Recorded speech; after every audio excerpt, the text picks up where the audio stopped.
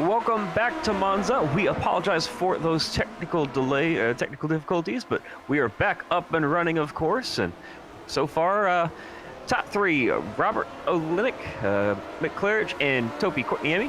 Those guys just kind of have a little bit of a buffer, about 3/4 of a second to a second over the rest of the field. There was one incident while we were dealing with those technical difficulties. Was incident that was caused by Dave Cohen getting into the guardrail in the oval and coming back across the track. A whole gaggle of cars that are taken out from Grinsker, Olsen, Bruno, Maudsley, Cohen, Wallbank, Anderson, Nelson, Fisher, Massa, and Plumley, all unfortunately taken out in that wreck, and they are all on pit road. But these front three starting to build themselves a little bit of a gap. You see them staying right in line and really just doing what they can to kind of pull away from the field to give themselves space to battle. Yeah, absolutely. And Rob Owenek's always been one of those people that can give McLaren a run for his money, and so is Topi Courtniemi. We saw at times last season he had flashes of speed and he was up there challenging for victories, but just bad luck took him out, or he just didn't have the pace like McLaren's had. But at the moment, keeping in contact with the top two in front of him is Courtniemi, as I speak, puts in the fastest lap of the race so far. Actually, I take that back. Michel Dunion puts in the fastest lap of the race now. Yeah, these guys, you can kind of see them just staying in line, getting the slipstream off of one another, doing everything they can to just, as I mentioned, build that buffer. You see the entire train of cars coming out of that banked corner behind them, and we've currently got a race on our hands now as we got to move for the lead. Topi Courtniemi goes to the point as they go into the second portion of the banked oval. Yeah, fantastic stuff between this pack at the moment, and proof that you can be in front. Be in front in the Grand Prix part of this track, but as soon as you get onto the banking, that slipstream can just pull you back in. It looks like we're starting to see a little bit of swap drafting now, as we would call it over in the IndyCar community, as Rob Olenek now going into the road portion of the circuit, going to the point and trying to sit in that slipstream once again is Courtniemi, just kind of waiting to make his move, biding his time. Currently working lap number 3 of 14 here at Monza, and it's been a fairly clean race. Of course, I mentioned that one incident earlier on, but other than that, it's been a very fun show, and these guys showing the best of their talents, as a lot of the top guys in the field are running at the top of the leaderboard. Yep, absolutely. As Colin to the exit of the second leg one now, and it's still all in it leading at the moment with Courtniemi in second and Claridge in third. But you've got the likes of Antti Kerran and Ovi Trengrade and Dave Price in that pack as well. So still really close at the moment.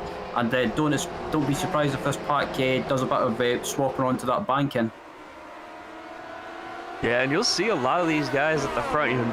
Their car numbers are designated by what's known as iRating. That's the basically based on skill, and you get points based on your results. So the numbers on the cars reflect where their iRating sits relative to everybody else. So you see the guys up front, Rabo with number 3, Claire running number 2, and Topi number 4. Those are 3 of the top 4 guys in the field. The number 1 overall, Michel Dudnan, currently running back in the 12th position. So he has some work to do if he wants to protect his iRating. Absolutely, as Ovi Trengrade puts in the fastest lap of the race now, and it looks like Rob Olenek and Topi Courtniemi are about to swap places as well, but look who's closing up on them again, as McLaren's using that slipstream to his advantage, and it looks like Courtniemi is going for the move to try and retake the lead. Yeah, he's been setting that move up for a while now. He's got a ton of speed. He's going to be clear, and he seems to have a car that's really set up for this oval section. It's a very interesting choice from my perspective, because the end of the lap, of course, is coming out of the Parabolica. So you're coming out of the road section at the end of the race. I would think you'd want to have more speed going into this road section that's coming up. They're going to drive right through the first chicane that you'll see guys in Formula 1 take. But these guys just doing everything they can, showing off all of their skill, just getting clean passes lap after lap. That is right on board of Antti Kerran as well now. He's right in the back of this battle as well, and as they head down to the first chicane. This is probably one of the hardest corners to get right with these cars, because you're going really quick, and then all of a sudden you've got to slow down really quickly. And with these cars as well, not having any, well, not really any downforce, it's pretty much you've got to get it right. Yeah, not only do these cars not have downforce, they don't have any driver's aids compared to what you'll see in modern touring cars or open wheelers, formula cars. You can see, traction control and DRS and all that kind of stuff. You don't have that here, where this is just all based on driver's skill and kind of keeping the car under you. Yeah, pretty much is. As these guys come through this twisty section now, and it's still on it leading at the moment with Cortinemi in second and Claridge third. And again, the top three just managed to break away a little bit, but as soon as you get onto that home straight and onto that banking section, I think that's the gap to this top three pack will probably disappear. There you see Robert Olenek, Topi Cortinemi, and Mick Claridge, but further back, this is looking at Antti Kierden, followed by Dave Price and Bill Tyler, and these guys really putting on a big battle as well. There you see the 6 cars running nose to tail, and even more further behind as well. I mean, you got at least 6 cars there within a second of each other, and we're already 4 laps into this race. Time really seeming to fly by. It's a 10-kilometer circuit, but still only takes 2.5 minutes, not even to complete a circuit. Yeah, absolutely. And it looks like we've got just about to have a change of position as Trengred moves back up into P4 with Kerrinan falling back to P5 and Dave Price just sitting there in 6th position. But as you can see there, the track temperature is 45 degrees Celsius and with a wind speed of 6 kilometres, actually 7 kilometres now. So at wind speed as well with these cars can play a bit of a factor, and it'll probably play a factor in that banking. But the battle for the lead is about to change again, as it looks like Olnek's about to retake it, and it looks like Claridge is wanting a bit of the action as well. Yeah, thought about making it 3 wide, but definitely the better move. Just holding on, biding your time there. Great job by Claridge, just kind of taking his time, setting stuff up, and seeing what happens. Man, these guys are really putting their best moves on. They pulled out a 2nd gap over the 4th place car of Trengred, and just doing everything they can, hitting every apex, not missing a beat, and doing everything they can just to stay with one another and pull away. Had one more retirement in the last couple of minutes. Gwendolyn Old has retired, was running 17th, and unfortunately seems to have been involved in some contact and had to pull into the pits. But still up front, Topi Cortinemi. Let's go to our chopper cam. This is further back in the field. This is group. This is that 2nd group that we were talking about, starting to catch up to the leaders just a little bit. You can kind of see that gap right there, and look at them just fan out, coming out of the corner. Just incredible to see from these fantastic cameras provided, of course, by Dougie Beard. Yeah, absolutely. And Ovi Trengred closing up on this lead pack in front of him, and always been one of those drivers that he can't spring a surprise. And he does like to throw his car around it. We've noticed in the past as we're riding on board for him now, going across the start-finish line, heading down to this banking, and again, Trengred with another fast lap of the race so far, so he's definitely not hanging around. Yeah, these guys know that as every lap that goes by is one less lap they have to catch this pack and make their move. You see them there, 326 kilometers an hour, and even going even faster now as they come onto the long straightaway, the back straightaway, I guess you could call it, of the oval. These guys picking up a ton of speed, over 200 miles an hour. Man, they are just flying around those bank corners. Yeah, and the exit of this banking section as well is one of the trickiest to get right, because as you notice, as a ride on board with Cortinemi, is they've got the wee jump there, and if you take that wrong, it can go horribly wrong as well. As it looks like Olenek is about to retake the lead as they come across the start-finish line again. And Claridge thought about following through, thought better of it again. Still just kind of content sitting in 3rd. He knows it's a long season, he knows it's a long race, and there's plenty of laps to go, but eventually he's going to run himself out of time, as you see that 2nd pack just right there with them once again.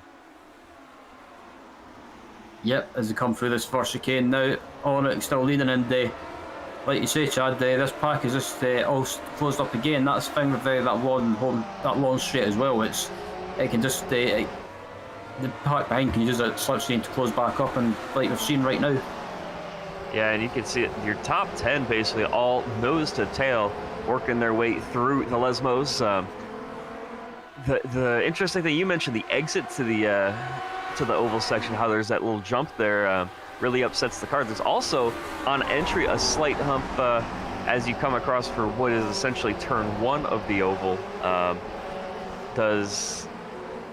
You kind of have to lift off the throttle, and we saw that be what kind of caught Dave Cohen out on the first lap, getting into the wall and causing that wreck. It looked like just hitting that bump on entry just wrong.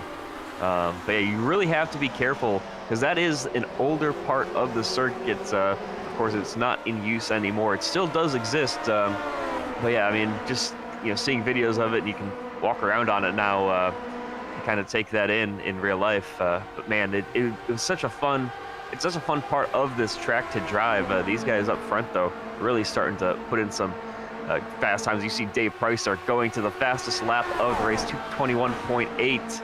That's his fastest lap. And man, I mean, that's the first lap of the entire race in the 221s. Yeah, absolutely. Is it? Yeah, this pack coming up. Just about to come up now, heading round to another part of the banking as well. Yeah, absolutely. As we head on to the second part of the banking, and it looks like we've had a change with lead, or I thought we had a change with lead yet again, but it's still Cortinema leading at the moment, with Olena Complaris not too far behind, with Kerin in fourth now. Oh, as they come across the line now, or come across the jump rather, and yeah, just watching the cars get airborne now is kind of exciting but scary to watch at the same time. Ovi Trengerade thought about making a move there before he's going to get passed by Dave Price. Dave Price just flying into, just flying around this track, and almost actually ended up getting into the back of Keranen, but definitely was able to slow up in time and just doing a great job. You see the onboard there of Dave Price. Started 6th, picked up 1 spot that he just gained, and not far off of your lead, as you can see basically everybody in front of him right there on your screen. Yeah, absolutely. As right on board, looking at the rear of the rear view, or Peter McKay's favourite view, DFV cam, heading through the second Lesmo now, and looking back at Ovi Trengrade as well, and just look at the amount of cars behind them as well. It's just unbelievable. Now, very different than what we saw at the end of last season. This is a very draft-heavy track. Towards the end of last season, it was very the last race of last season actually was Interlagos. And that race definitely spread out the pack. There were a couple cars that were lapped just on pace pretty early on in the race. So these guys doing a great job keeping things clean and tidy and keeping things in a single line just to kind of keep themselves safe. Yep, as these guys come around the final corner now as well, just about to come back across the line, and it looks like we could have a change of lead yet again as they come across now, and it looks like Mick Claridge has got the run, but I don't think it's close enough to make a move. Yeah, it's a very interesting part of the track, this banked section. It's very difficult to make a move because you just don't know what other cars are going to do when they hit some of the bumps. So a little gap now for Olenek, but further back, Trengerade just passed one car on the inside of a second one. Is he going to back out, or are you going to try to stick it too wide? That would be a very risky move, but as they come onto the banking section now, it's still all in leading, and these cars all line astern at the moment, and there's nothing to separate them. Yeah, Trengerade picking up 1 spot there going into the banked section, but backed out of it before getting to Kiernan. But now he thinks about that move going down the straightaway, coming out of the oval section, and just holding on for dear life. Oh, and big check up there from everybody, but a huge move from Dave Price. Yeah, that was a very brave move from Price, but he thankfully managed to pull it off. But as they come up to the first chicane now, and all these cars are still close together, and I'm very surprised. I don't want to jinx it. I'm very surprised that none of these guys have had any issues with how close they're getting to each other on the braking. Oh, I've heard a smash in the background. Oh, and that's Duden. Oh, that was Duden. Wow, that is unfortunate. We'll have to see if we can't take a look at this on the replay. Let's see, because you could hear the cars crashing, but something with this chicane. Yep, just started to lose the back end, and unfortunately got collected from a car behind, and upside down into the barrier. Take another look here from above. Just getting collected from behind, and unfortunately, that's going to send him all the way to the back of the field. Yeah, he's actually retired from the race as well, so that was really unfortunate for him. But it was like I was saying, everyone was getting bunched up together, and I was surprised they never had any issues. But I think a jinx or a commentator's cursed one of the drivers. So yeah, sorry about that, Michelle. And at the front, not much of a change. Claridge goes up to the second spot, so it's Olenek, Claridge, Courtney, Kiernan, and Price, your top 5 still. The highest contested spot there is that battle between Trengrade and Price. They've been battling for a long time here. There's a little bit of a gap that the front line has kind of shrunk down just a little bit. You see there at 4 cars with the 5th of Price just a little bit behind, and he's got a huge gap now back to Trengrade, and Trengrade has a couple of seconds back to Bill Tyler running in 7th. But man, the way this is shaped up, the first half of this race working now lap number 9 of coming to 5 to go this time by the line. Man, so much fun watching all of the high-skilled guys here coming over that jump and down the front straightaway. Yep, and this 5-car pack has managed to break away from the rest of the pack behind now after that issue for Didion. But it looks like they might have a change of position. Oh, I thought there was going to be a change of position, but yeah, everyone's deciding to be sensible at the moment. Yeah, Ante Kiernan just caught right back up, was about 3 seconds behind, but through that oval section coming out of the oval and here into the first chicane, just caught right back up. Oh, very loose there, and there's contact. That's Claridge around. Yeah, Mick Claridge just got tagged around, so really unfortunate for the defending champion. Taking a look at this is the same exact spot that we just saw Dudenon go around and have contact. This one wasn't quite as severe for Claridge, but you'll see him kind of lose the back end going through the first part of the chicane, and once again just gets collected from behind. I believe that was Kiernan. Yeah, I don't know if Claridge was maybe trying to do a switchback on the exit of the chicane there, or maybe just got caught out slightly, but really unfortunate. But nothing that Kiernan can do. He was up there inside, and it's just one of those racing deals. Yeah, it was a great onboard look at it. You see the contact there with the right rear. This is going to go back up front though this is looking back at Mick Claridge. Just lost a couple of spots, lost a ton of time, but still running in the top 10. But back up front, P3 is Ante Kiernan. So it's Courtney, Robbo, and Kiernan, followed by Price and Trengrade, now your top 5. Yep, and it's been a fantastic race between this.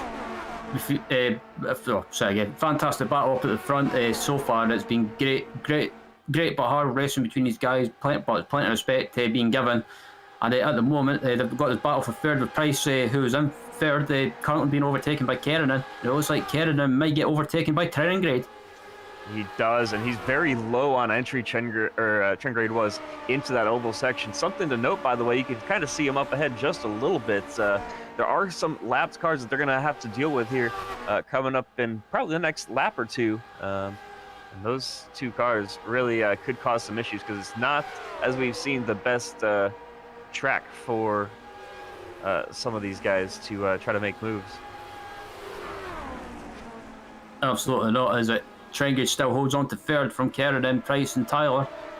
And then back up at the front, we've still got this battle between Olenek and Courtney, who have actually broken away now from so it looks like the battle for the win is between these 2 guys at the moment. And can Courtney try and take his first win of the season? Well, he'll have a hard job trying to get him by Rob Olenek, that's for sure.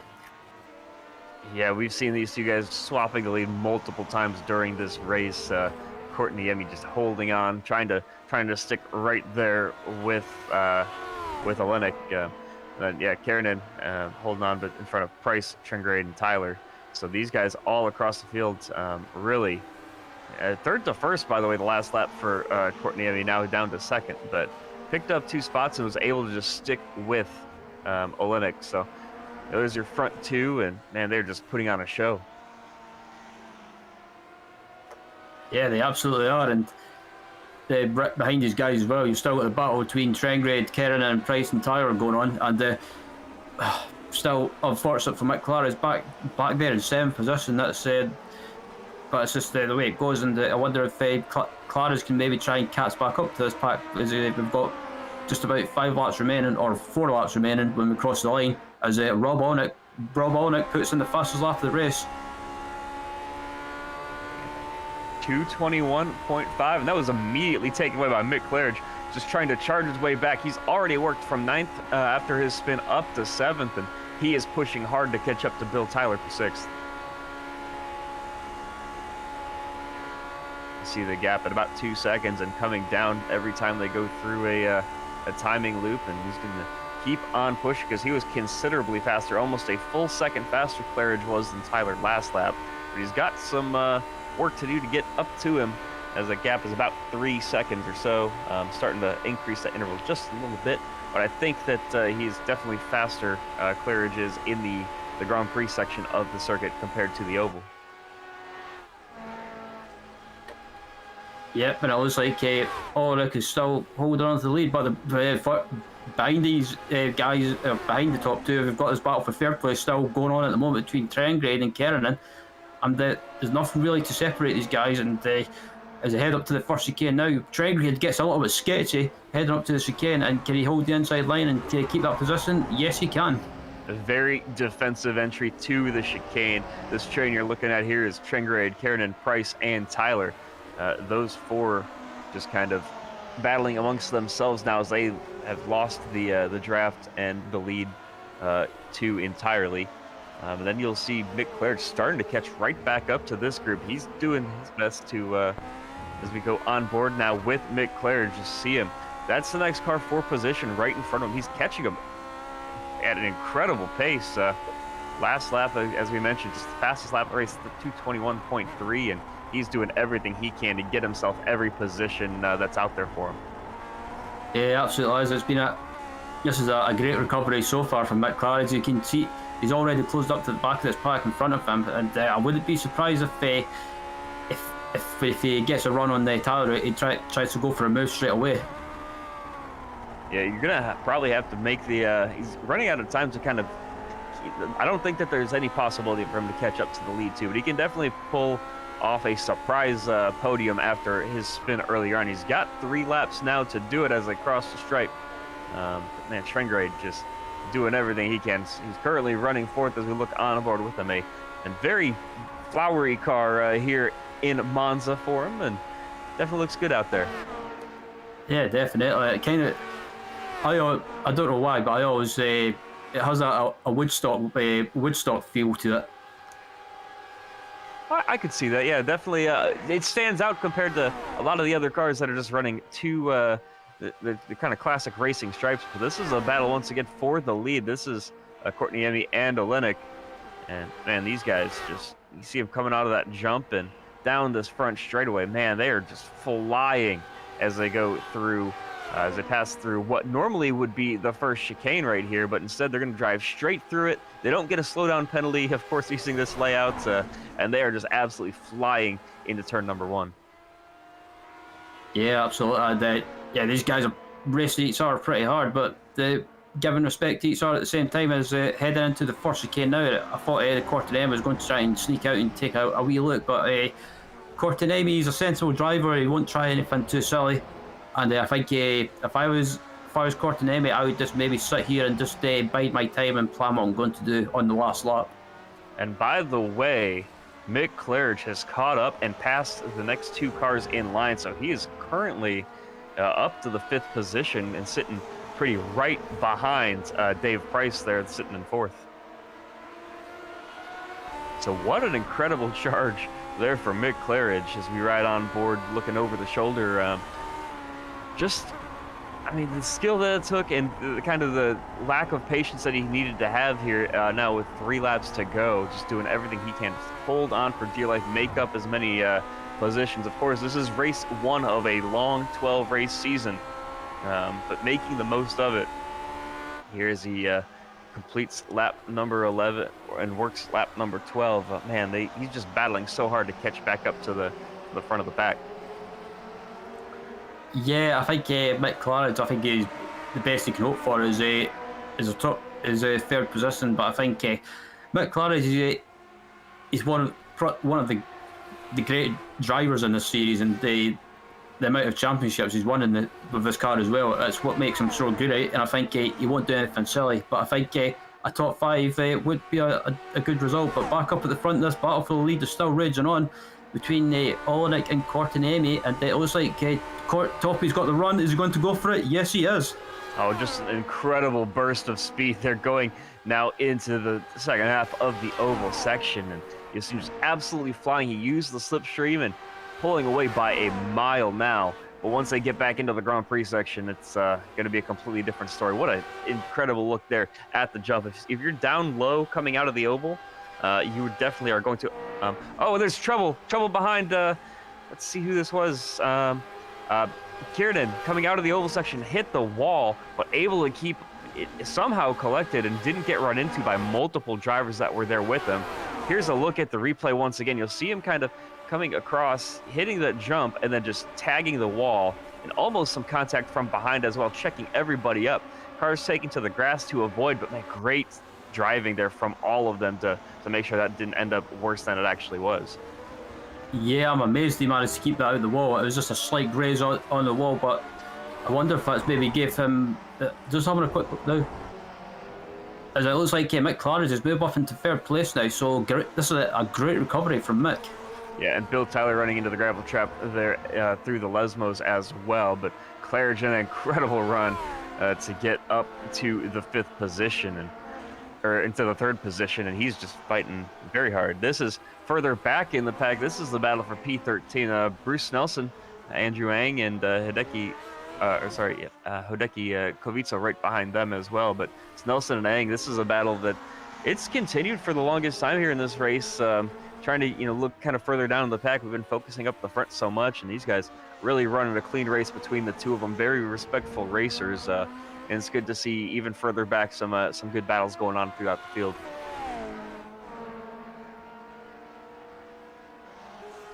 And this further up, you see them working their way now onto the oval section. This is the battle for the lead once again. Topi Kotkaniemi out in front of Rob Olenek, and just going to kind of keep up his momentum here, trying everything he can to just hold on to the lead. This is the final lap. Just wow. I mean, this race has really seemed to have flown by. Absolutely has, and they've got this battle for the lead going on in the final lap, and as they've got a back marker to navigate who stays to the inside and lets these guys go.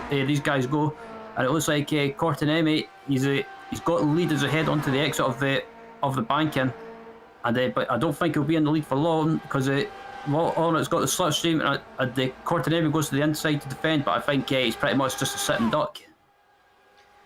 Yeah, it's incredible to see the slipstream that these guys get. He's going to go for it once again. He's trying to get that move back. He's going to have the inside line, but under braking, can he keep it there? Just an incredible piece of driving, just trying to hold it right against the apex. Man, this is just incredible to watch. This is the battle as well for 3rd. This is Claridge on back, and even they're fighting as well. Yeah, so this pack is really close as they head into the first chicane. Can Claridge hold the inside line and keep the position?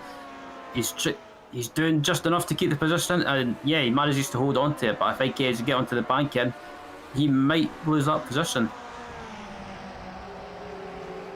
And this is back to the lead as well. It's still Olenek followed by, or leading Courtney. And these guys, Courtney thinking about going to, not much room there to make the move, but Courtney is going to have the inside here. Does he have enough room to get the move done? Ooh. Oh, almost some contact there, but Courtney hangs on to it, and he's still going to have to sit behind Rob Olenek for just a little bit longer. Yeah, if I was Toppy, I would have waited until the straight, or maybe wait until the straight to try and make the move. Olenek's going to the inside line to defend. Can Courtney try and do the wide entry and try and get the switch back? He's trying to go for it, but Olenek superbly parks it in the middle of the corner to stop him getting the run. Left absolutely no room, and what an incredible battle that this has been. Oh my goodness, what a race for these guys, as Rob Olenek is going to get the victory here at Monza to start off the Grand Prix Legends 21-21 Season 2. Further back as well as some interviews from some of your top finishers, so don't go anywhere. Stick it right here on GSRC.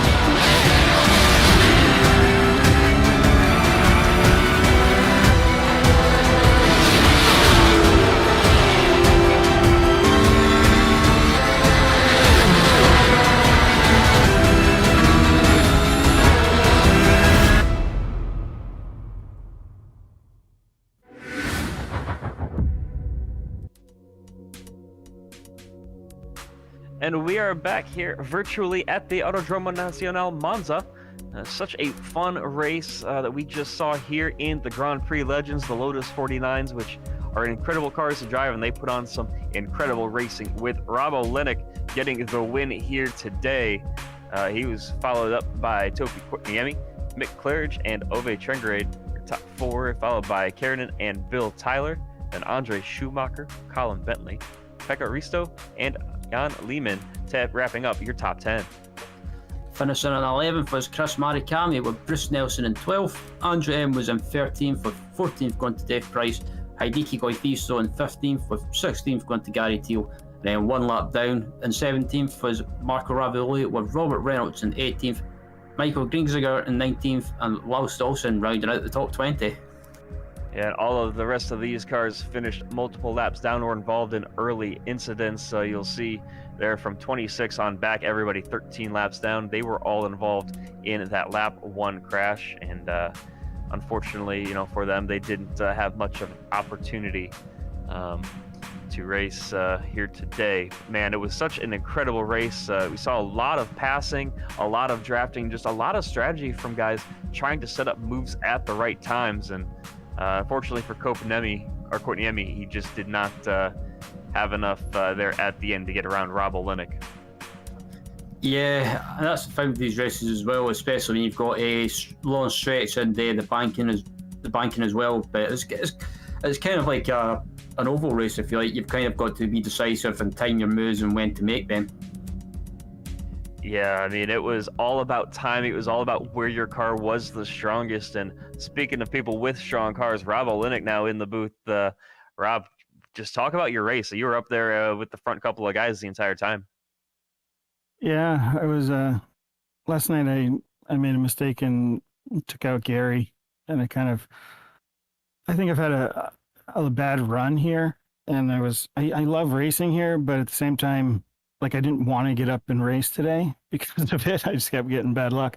But today, the plan is to get in the lead, try and be, hopefully someone would pass me on the first long straight, and then I could pass back on the one after that. And if I could just keep that position most of the race, I think I'd be in control towards the end. You never know what's going to happen, though. But it ended up working out pretty good.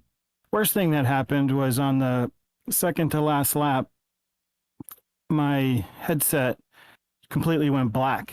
right after leaving Parabolica, so going right down between those two walls, it was black, and I'm just holding the wheels straight and like shaking my head, thinking maybe I could get the thing to come back on. It comes back on right before we need to start turning, and it was so lucky. But it was a fun race. It was definitely fun to commentate as well. At one point, you had basically the entire top 10 about 6 or 7 laps in, just nose to tail.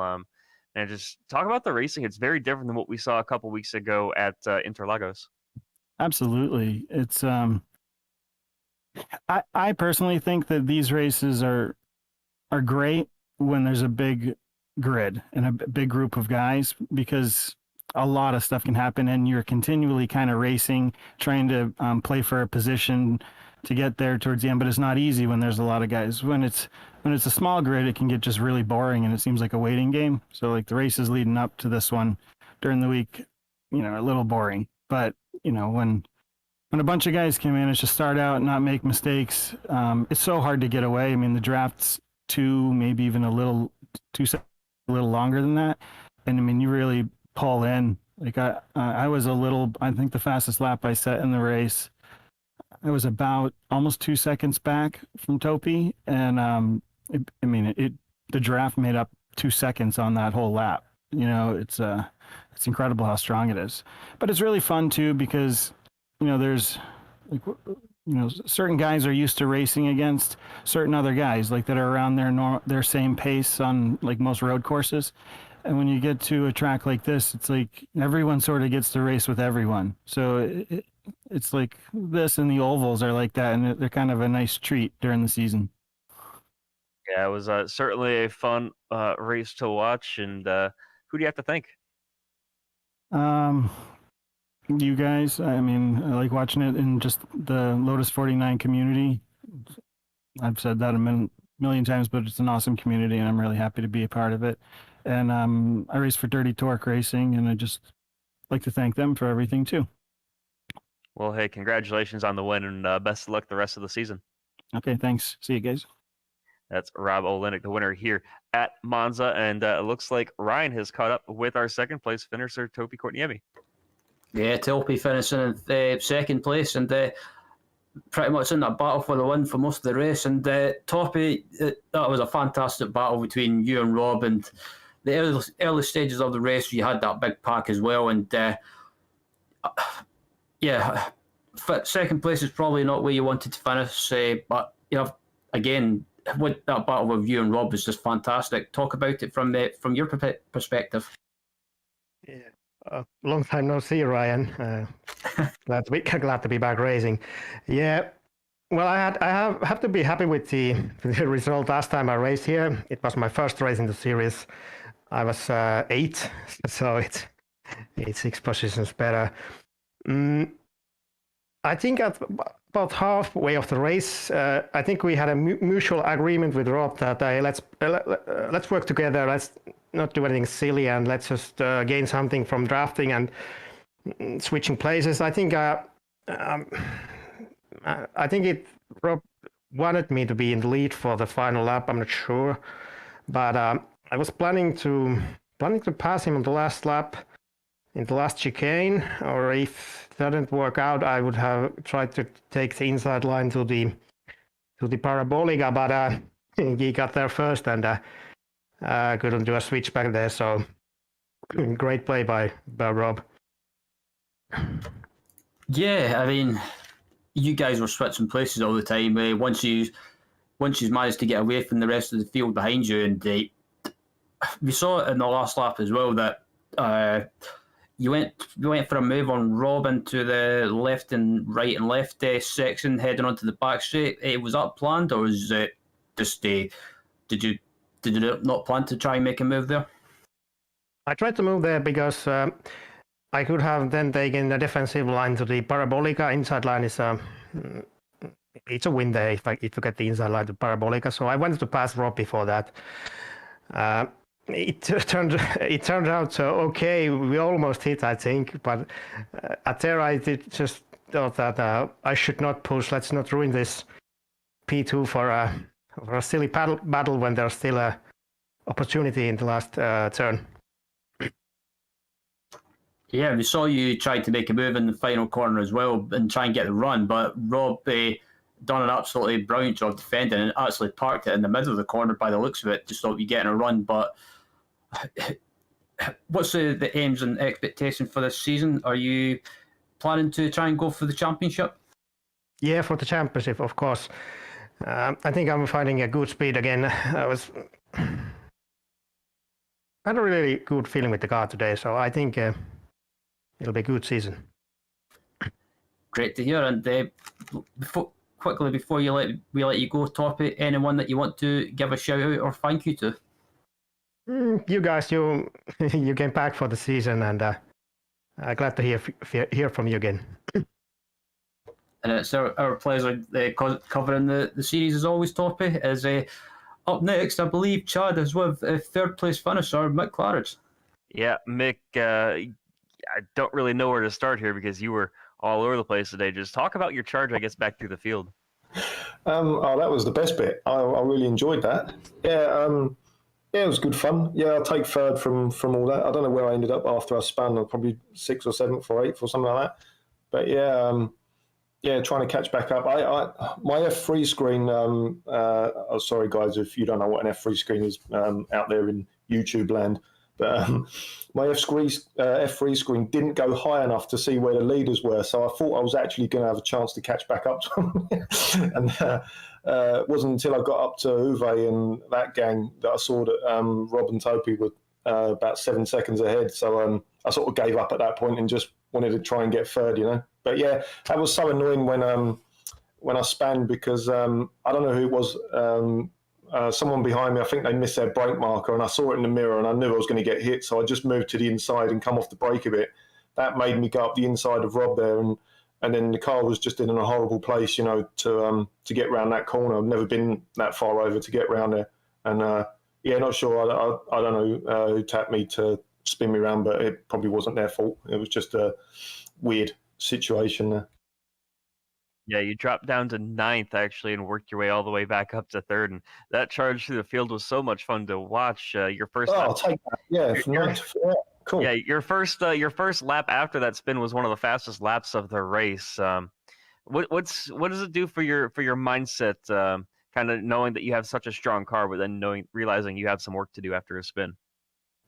Oh, well, first of all, I just, when I came out the corner, I went over those rumble strips to get back on the track, and I thought the back suspension was bent. So literally for about 5 or 10 seconds, I was wondering whether the car was going to be all right. So and plus the rear tyres had overheated because of the spin.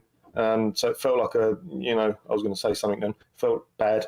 And so it wasn't until I got round to the front straight again where I realised the car was going straight. So then, yeah, I just looked at all the cars in front and I thought, right, well, if I can just step that one and then step that one and then step that one, because they was all in like a sort of like a stepping stone sort of thing for draft, you know, it couldn't have been better for me, really. And that fastest lap, that was just literally because I was doing 220 or something down the front part of the oval, you know, the first part, which is a joke. I even had to lift to come off to get back onto the back straight. You know, never done that. So, yeah, so it's good fun.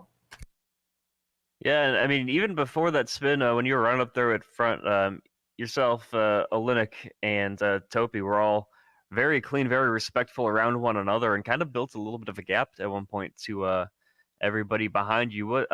What's it like between the three of you guys that worked so well? Is it just, you know, knowing your competitors, or is there something more to it? Well, Uwe came in cold today, so I think he was behind us when that happened, when the gap started, or Auntie was there or someone. And I actually slowed down to let them catch up again. They just went out the draft. I don't know, they went to about 2.2 seconds, and you can't get back from that. So I just lift off and let them catch back up. But yeah, no, it's good fun. You know, it's always good fun racing with Rob and Topi. But this, I mean, I didn't really like being in third because I was thinking, I was messing around with what you're doing is you're just trying to sort of get the feel for everyone and what's going to happen, you know, because we don't really practice that much together in close combat, you know, until we get to the race, you know, so nobody really knows what's going on. And it was horrible being in third because I was looking at the two guys fighting over, you know, they was passing each other left, right and centre for the lead. And I just thought, I don't think I can get through if I try, you know, so it really took a massive effort to just get back in second place if you wanted to get back in second place, and it was it was quite dodgy trying to do that, you know. But I knew I'd have to be in second place. I didn't really want to go, down the grass again, like I did. I don't know if you saw, but I had to go down on the outside onto the grass to get past. I think it was Dave or someone. So it's a little bit sketchy when you're racing guys that are as fast as you, you know. Really tough. But I don't know. I'm looking forward to seeing how Rob got it, to be honest with you, because Topi's been telling us his plans all week, you know. Yeah, it was definitely a fun battle between those two to watch as well. But man, congratulations on the third place finish. I'm sure we'll talk to you more throughout the season. But who do you have to thank? I've got no one to thank. The guys that watch. I just want to mention one person though, because he was a good friend. A lot of people watch the races now, and this guy was a really good friend to a few of those guys. We all knew him. He was our friend. You know, his name was Danny, and we lost him yesterday to cancer. So just wanted to say, just mention him, and we're all thinking of him. You know, sorry to hear that, man. And it's definitely a good performance that you put on for him as well. So Mick, congratulations on your third place finish, and hopefully we'll talk to you next week. Yeah, cheers, guys. Cheers, Chad. See ya. That's Mick Claridge, your third place finisher here today. And just an incredible race. As next week, we're going to go from a very old style, of course, to something very modern, another Roval, actually, with the Daytona Road Course. Man, such a fun series and a great race once again here in the Grand Prix Legends. I want to give thanks to the companies that provide the software and hardware for our broadcast and be listed here on your screen. And additional thanks to June Lalonde, who provides our wonderful music. See the screen on how to get a hold of more of her great work. Thanks to the entire squad today, Ryan, Sean, and Dougie. I'm Chad. If you'd like to find out more about GSRC, including upcoming races, you can find it at globalsimracingchannel.com, or you can check out the social media links throughout listed at the bottom of your screen. And if you'd like to support the channel, go check out our merchandise store at simracingmerch.com/GSRC. The link is in the description below. Don't forget to subscribe to our YouTube channel as well so you don't miss a single moment of any of the iRacing action here on GSRC. We also have a couple of upcoming races for other series listed on the screen, so check those out and mark them down in your calendar. We'll see you next week from Daytona. Until next time, race clean, race hard, and we'll see you on the track.